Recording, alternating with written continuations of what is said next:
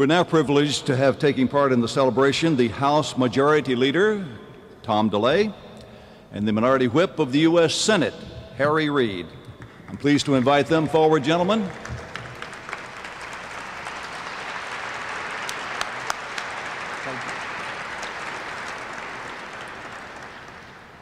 Bruce Willis, Muhammad Ilani Ali, congratulations. It is indeed an honor to be here amongst people that truly love children. And it's an honor to be here with you tonight.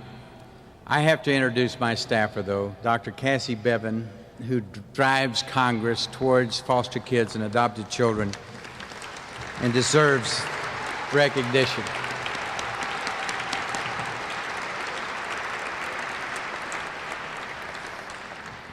I am so happy to hear the stories about orphaned and abused children finding forever families through adoption.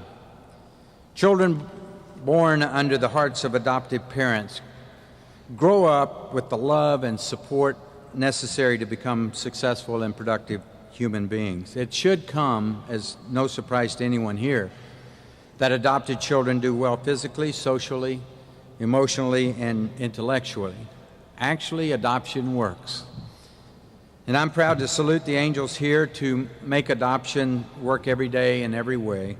I'm especially grateful to recognize Sam Sipes, who's here, the executive director of the largest provider of children's residential services in the state of Texas, Lutheran Social Services of the South.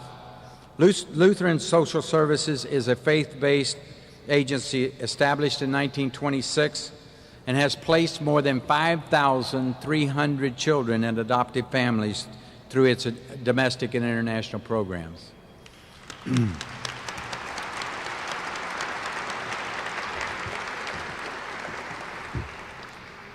Now, as a foster parent myself, I'm also pleased to acknowledge the difference that good foster parents can make in the lives of children and to honor those good foster parents with us tonight. I especially want to welcome the members of Congress from both sides of the Capitol and both sides of the aisle who are here standing up for children, children that are in need of permanent, loving, adoptive families. And as a foster parent, I've seen the faces of the children who have been forgotten by the system. I know the double whammy that children experience being removed from their biological families and then moving from foster placement to foster placement, dying a little each time.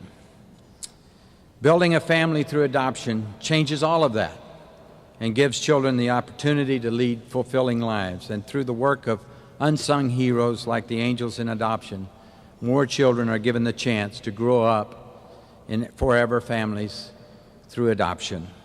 And the attendance here tonight shows all of you how important the Congress of the United States believe your work is to not only our country, but even to the entire world.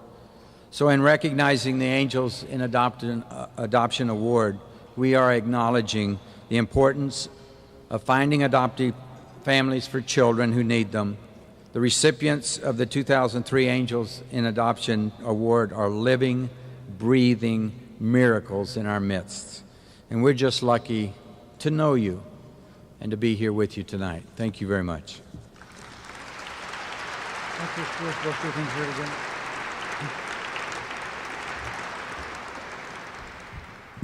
Leader DeLay, I never thought that I would ever call you an angel, especially in public, but I'm going to have to do that because you certainly have been an angel.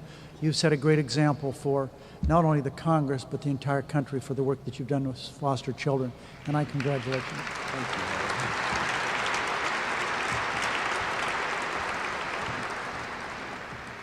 When Thomas Jefferson wrote the Declaration of Independence, he wrote of certain rights, life, liberty, and the pursuit of happiness. With all due respect to President Jefferson, I think he left something off the list: the God-given right of every child to have a loving home.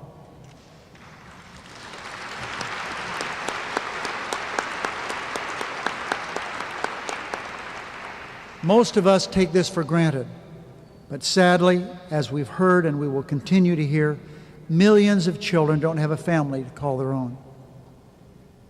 There are an estimated 30 million orphans in the world, and that's growing every day. And more than 500,000, as we've already heard, foster children in our own United States. We can't comprehend the pain those numbers represent. We can only try to relieve that pain, a little bit at a time. We each do what we can. Those of us in Congress work to facilitate the adoption process, which brings love and joy to so many parents and children. I want to especially tonight mention my colleague, Mary Landrieu, who is...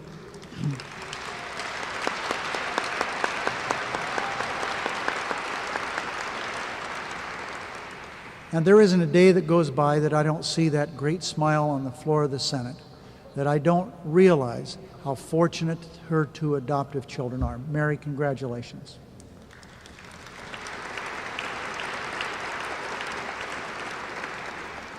Congratulations for being the mother that you are. But then there are those, in addition, who act as angels in adoption, forever changing lives, as Mary did with her two children. But these angels serve as foster parents, adoptive parents, judges, social workers, and legal guardians, all committed to providing loving homes for children. Tonight, we honor 165 such angels chosen by 165 members of Congress from across the country.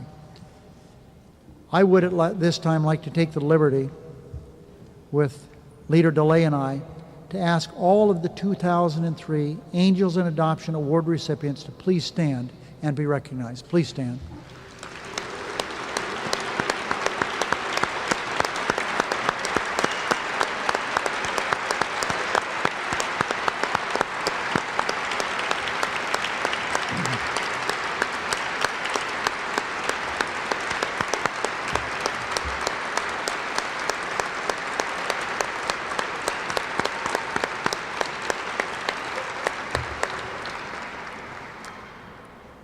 Each one of these 165 have a great story to tell. You've already heard a little bit about the angel I nominated this year, Letha Davies from Las Vegas, Nevada. How can you say it other than this young woman's an inspiration?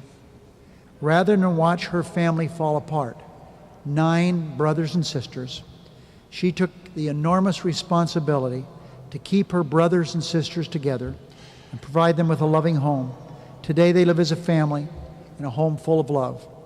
I asked Letha if she could drop by my office in the morning or tomorrow. She said, no, I'm catching a 6 a.m. flight back to Las Vegas to take care of my family. Each one of the 2003 angels has an inspiring story, as I've already said. These stories are included in the books at your tables. But this video will help put a face with the stories while you enjoy your dinner. Thank you all very much.